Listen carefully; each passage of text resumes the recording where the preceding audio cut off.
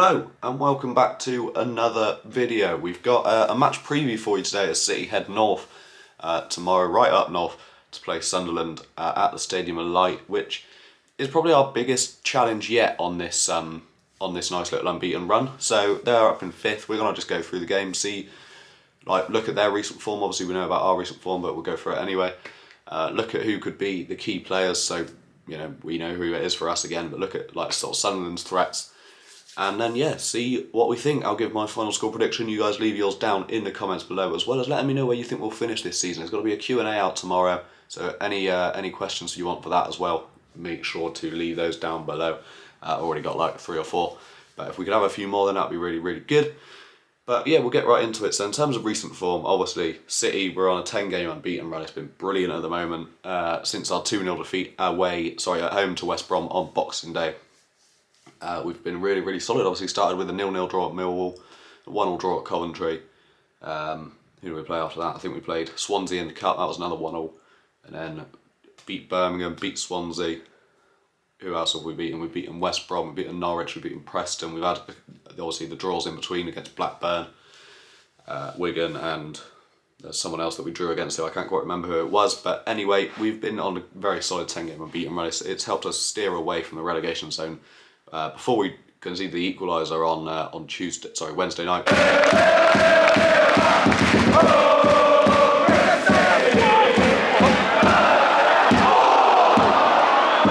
We were even up in 11th. I think we broke into the top half of the table for the first time since mid-September maybe. When obviously we were on that brilliant run at the start of the season when we were up in 3rd against Blackburn, and it all kind of went a bit wrong for a couple of months. We kind of just forgot how to play football for a bit, which wasn't ideal. And yeah, like I said, it's probably our toughest challenge yet. Sunderland also 4 unbeaten in the league. Their only loss in the last 5 games comes to Fulham in the FA Cup. Their last league loss was at home to Swansea, who we know we can beat. So maybe, if you kind of want to look at it like that, we've got a decent chance of picking up the 3 points tomorrow.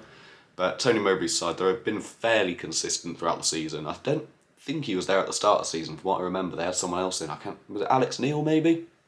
At the start of the season, I think he went to Stoke after them, and Tony Mowbray came in, and they've sort of been very consistent, gone up to 5th, and it's led to them having a real chance of getting back to the promised land. At the first time of asking, obviously they got promoted from League One last year, following their double relegation a few years ago, 3-4 years ago now. So I'd like to see them go up from a neutral standpoint, I suppose. I don't want to see them win tomorrow. Obviously, I want to see City at least get a point tomorrow, I hope. Just to continue the unbeaten run. I think you definitely take a point in this game away at Sunderland.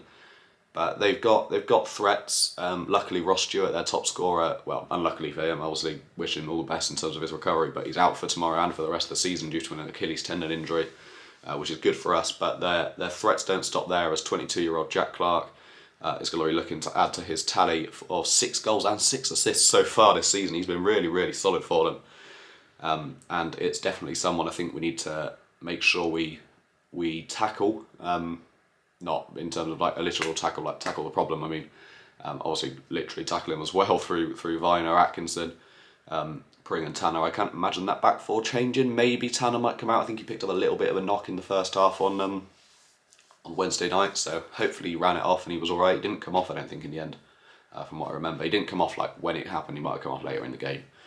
But hopefully he's all right. But it wouldn't surprise me if we maybe see him rested, just because he's been so good and we've played so many games recently. I think there are a couple of tired legs starting to come into it. Mark Sykes and Sam Bell, I'd like to see them back in the starting 11. I think we looked a lot more sharp when they came on in the second half, or for the last sort of 25 minutes, half an hour against Wigan on Saturday. Wednesday. I keep thinking it was Saturday for some reason. Obviously we were 1-1 by that point. Wigan had scored their equaliser, but it was nice to have a bit of an injection of pace and intensity into the team. So I'm hoping that now that they've been rested for at least, like I said, the first hour or so of that game, that they'll be good to go and back in the starting 11 tomorrow alongside Nahki Wells.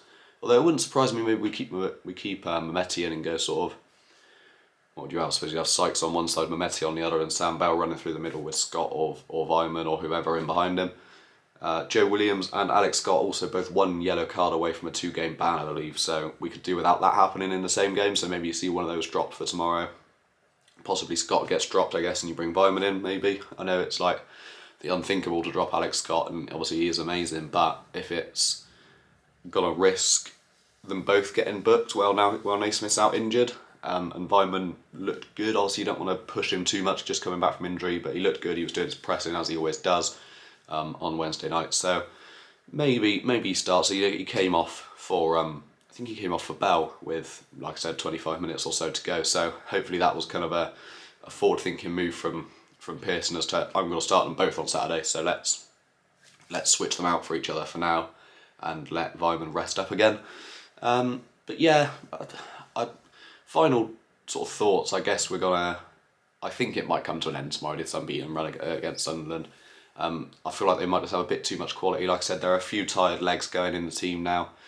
I feel like we could really do with this week off that we've got after this game, because playing Norwich, Wigan and this game back to back has been 3 fairly tough games, and like they're coming so thick and fast. Like also we had the replay against Swansea a couple of months, or well, last month as well, and that went to extra time. So it's just like extra games that we don't really need or want at the moment, things like that. But with the Man City game coming up as well, which is kind of like a free pass for us really. Like if anything, if we win, then it's like amazing. We've done absolutely brilliantly. It's like best night of the season. If we lose, it's like, oh well, it's kind of what we expected.